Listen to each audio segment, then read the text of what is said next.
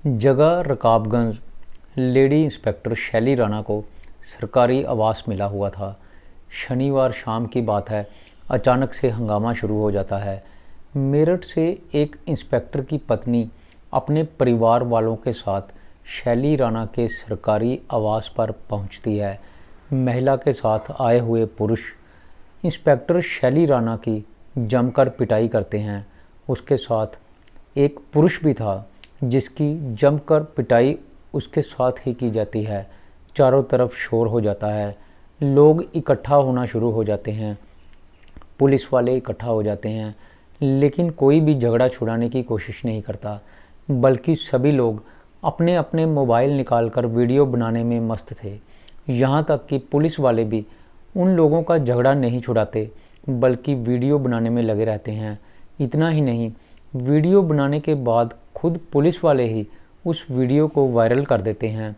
मामला कुछ अजीब था। लोगों की समझ में नहीं आ रहा था कि पुलिस वाले, जिनका काम लोगों का झगड़ा बंद करवाने का होता है, वो इस झगड़े में क्यों नहीं पड़ रहे थे। और एक औरत और एक आदमी को जमकर पीटा जा रहा था। और सबसे बड़ी ताज्जुब की बात तो ये थी कि वो महिला जिसको पीटा जा रहा था वो महिला इंस्पेक्टर थी, और उसके साथ जिस पुरुष को पीटा जा रहा था वो भी कोई आम इंसान नहीं, बल्कि एक पुलिस डिपार्टमेंट में तैनात इंस्पेक्टर था। मामला बड़ा अजीब था। पुलिस वालों को पीटा जा रहा था। पीटने वाले बाहर के लोग थे और बाकी के पुलिस वाले इस सारे घटनाक्रम की वीडियो बना रहे थे। किसी ने भी बीच बचाव करने की कोशिश नहीं की। तो चलिए दोस्तों, आपको बताते हैं कि आखिर ये सारा मामला है क्या। घटना है शनिवार की शाम 5 बजे की। 5 बजे का समय था। आगरा के रकाबगंज थाने की महिला इंस्पेक्टर शैली राणा थाने के साथ लगते ही सरकारी क्वार्टर में रहती थी। 2 महिलाएं और कुछ पुरुष उसके घर में आते हैं। दरवाजे को वो ज़ोर ज़ोर से खटखटाना शुरू करते हैं। पूरी तैयारी के साथ आए थे। कोई खबर थी उनके पास, कोई पक्की खबर थी। उन लोगों के पास शक की कोई गुंजाइश नहीं थी। इन्फॉर्मेशन पक्की थी। दरवाजे को लात मारी जाती है। अंदर से एक महिला इंस्पेक्टर बाहर आती है और दरवाज़ा खोलती है। दरअसल उसको समझ नहीं आ रहा था कि आखिर हुआ क्या है। कौन लोग हैं जो इतनी ज़ोर ज़ोर से दरवाजे को खटखटा रहे हैं। इसलिए वो अपनी जिज्ञासा को शांत करने के लिए दरवाजे की चिटकनी खोलती है और बाहर आती है। लेकिन बाहर आते ही, इससे पहले कि वो कुछ समझ पाती, 2 महिलाएं और उनके साथ आए हुए पुरुष दनादन से कमरे के अंदर घुस जाते हैं। पुरुष महिला इंस्पेक्टर को और उसके साथ एक युवक को घसीट कर बाहर ले आते हैं। युवक अर्धनग्न अवस्था में था। शरीर पर बनियान थी, पूरे कपड़े नहीं पहने हुए थे। बस फिर क्या था, उनके साथ मारपीट शुरू कर दी जाती है। जो लोग बाहर से आए थे उनमें से एक महिला लेडीज़ इंस्पेक्टर को पकड़ लेती है और दूसरी महिला उस पर थप्पड़ों की बौछार कर देती है। ज़ोर ज़ोर से आवाज़ आने लगती है। चीखने चिल्लाने की, गालियां दी जा रही थी। पुलिसकर्मी भी वहां पर आ जाते हैं। आसपास के लोग जो भी ये शोर सुनते हैं वो भी वहां पर आ जाते हैं। तमाशा खूब हो रहा था, लेकिन कोई छुड़ाने नहीं आ रहा था। किसी ने भी उस महिला इंस्पेक्टर को और उसके साथ युवक को जिसकी पिटाई हो रही थी, उन दोनों को बचाने की कोई भी कोशिश नहीं की। महिलाएं लेडी इंस्पेक्टर को पकड़कर अच्छी तरह से मार रही थी, और जो उनके साथ आए हुए मेल मेंबर थे, जो पुरुष उनके साथ आए थे, वो महिला के साथ वाले युवक को पकड़कर उस पर थप्पड़ों की बौछार कर रहे थे। थप्पड़ पर थप्पड़ मारे जा रहे थे, गालियां दी जा रही थी। सूचना एसपी सदर सुकन्या शर्मा को मिलती है। वो भी अपने दल बल के साथ वहां पर पहुंचती है। एसपी झगड़े को रुकवाती है और उनसे पूछती है कि ये क्या शोर मचा रखा है। तो जो बात सामने निकल कर आती है वो बड़ी हैरानीजनक थी। दरअसल होता यूँ है कि जो महिला मार पिटाई कर रही थी वो बताती है कि उसका नाम गीता नागर है। उसने महिला इंस्पेक्टर के घर पर अपने पति पवन नागर को पकड़ा था। दोनों आपत्तिजनक स्थिति में थे। दोनों का काफ़ी देर पहले से एक्स्ट्रा मैरिटल अफेयर चल रहा था। महिला का पति पवन नागर मुजफ्फरनगर में पुलिस डिपार्टमेंट में पोस्टेड था।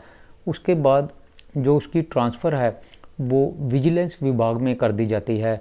पवन काफ़ी देर से मेडिकल लीव पर था, छुट्टी लेकर घर बैठा हुआ था, लेकिन पिछले कुछ दिन पहले वो अपने घर में अपनी बीवी को बोलता है कि मैं दूसरी जगह पर ट्रांसफ़र नहीं होना चाहता, मैं अपनी ट्रांसफ़र रुकवाने के लिए जा रहा हूँ, मुझे कुछ अफसरों से मिलना पड़ेगा, इसलिए मुझे घर में आने में कुछ दिन लग जाएंगे।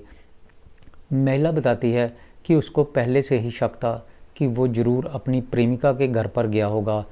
वो अपने भाई ज्वाला नागर, भाभी सोनिया नागर, बेटे अभिजीत नागर के साथ आगरा आ जाती है और सीधे ही उस लेडी इंस्पेक्टर के घर पर पहुंच जाती है, जहां पर जाकर वो देखती है कि उसके पति की गाड़ी भी वहां पर लगी हुई थी।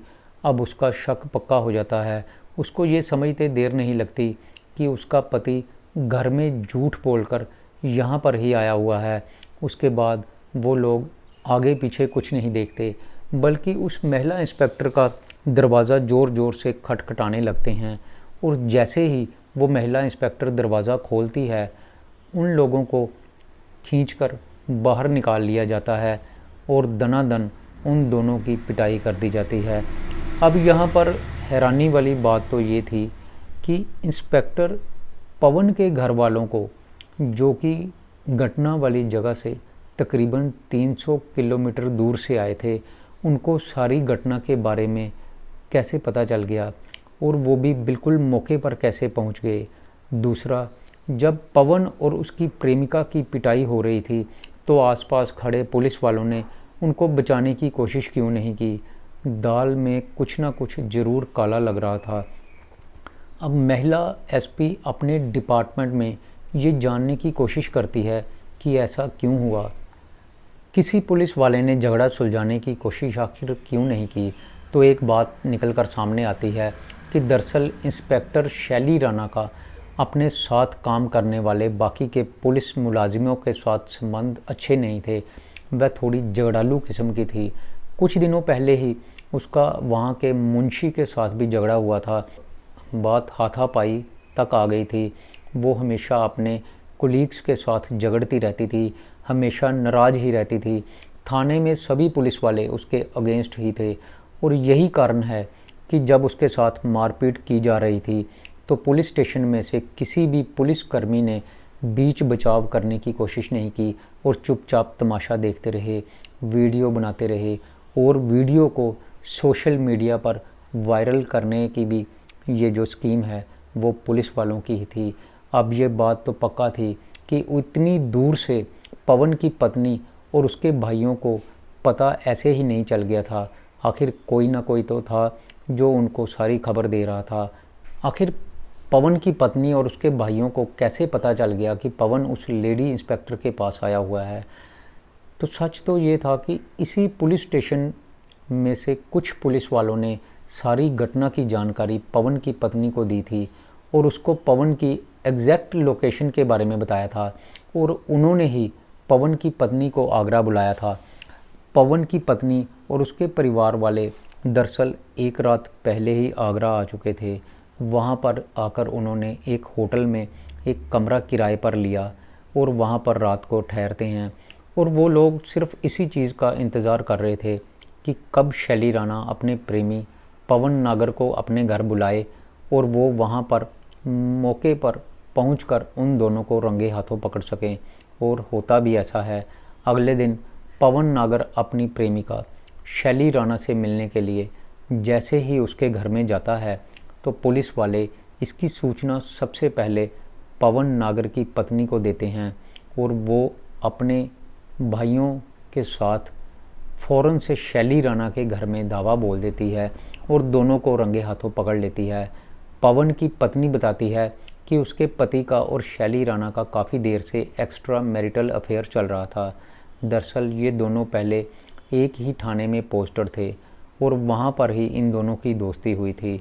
पवन की पत्नी बताती है कि उसको पहले से शक था और जब वो अपने पति से इस बारे में कोई भी बात करती तो उसका पति उल्टा उसको ही डांटना शुरू कर देता और वो हमेशा फ़ोन पर किसी से बातचीत करता रहता।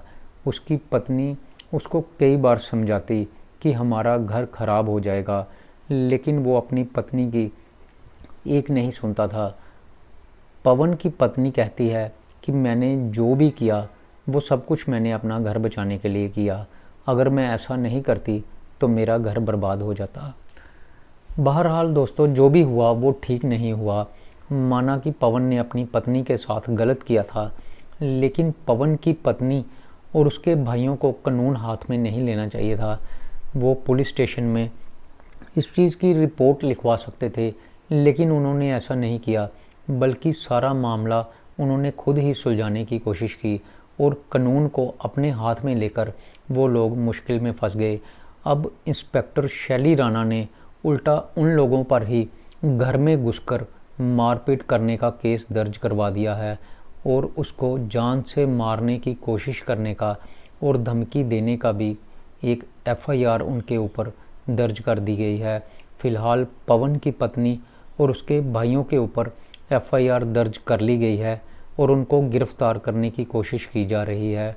दूसरी तरफ पुलिस के मुलाजिम जो कि घटना स्थल पर मौजूद थे, लेकिन जिन्होंने झगड़े को रोकने की बजाय वीडियो बनाने और वीडियो बनाकर वायरल करने में लगे रहे, उनको भी सस्पेंड कर दिया गया है। तो दोस्तों, जल्द ही इनको कोर्ट में पेश किया जाएगा और उसके बाद ही कोर्ट का फैसला आएगा।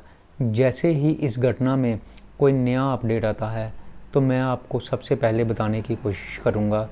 तो दोस्तों, मेरी आज की ये कहानी यहीं पर ख़त्म होती है। मैं फिर आऊँगा आपके लिए एक नई कहानी लेकर। तब तक के लिए नमस्कार, शुक्रिया।